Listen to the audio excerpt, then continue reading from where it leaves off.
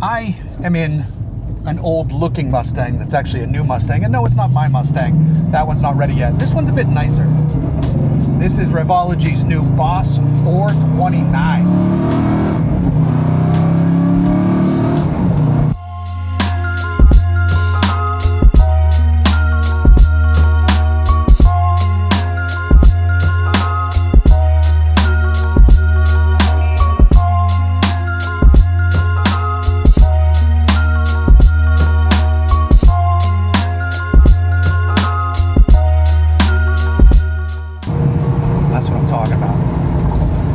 So, let's back up. Who is Revology? Well, they're a car company based out of Florida with leadership that has been in the car industry for decades.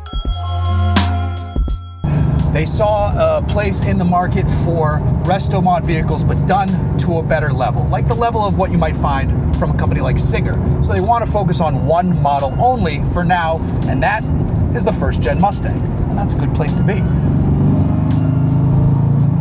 This is their new flagship model, Boss 429. And it's not just taking an old Mustang, using the VIN, slapping a big old powertrain in there. There's a lot more going on under the skin of this thing. The chassis is seam welded. There's parts of this that have been designed in CAD so it fits. They pay attention to the NVH in a car like this, which is something that designers back in the day didn't know was a thing because it wasn't a thing when this car would have been made.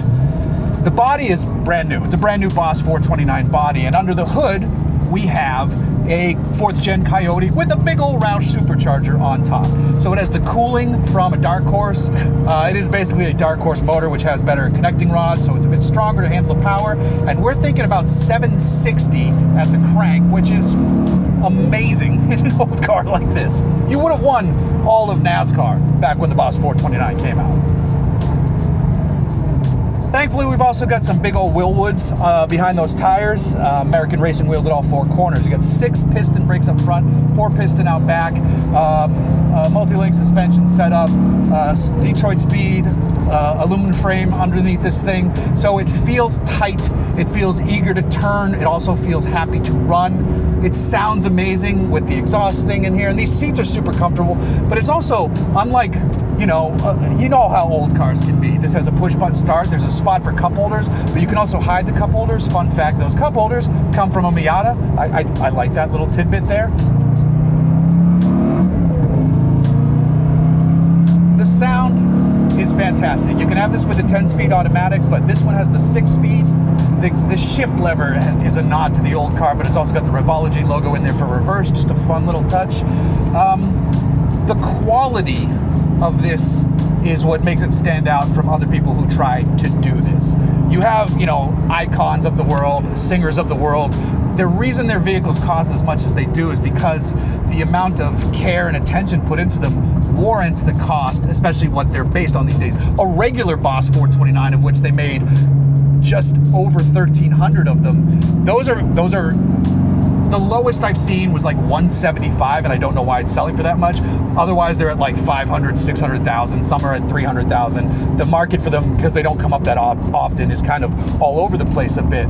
This one starts at 395. This one, as we're driving it, is probably 420, and what you're getting is essentially a brand new Boss 429. Now, I know it's not the original Boss 429 experience, not that most people even know what that means, but you're getting a car that would be, you could daily drive this, and you would be a hero for doing so. The cars are so well built that Revology says so many of their customers are repeat buyers with more than one of these in their garage.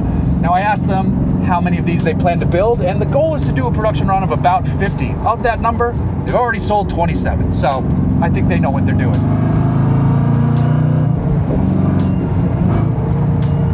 There's that little bit of that noise. I like that supercharger. Yeah. I gotta say this thing is a ripper, and it makes me excited to get my Mustang done, even though I know it will be nothing like this. But I will sit and pretend, and maybe I'll draw a little R on my steering wheel.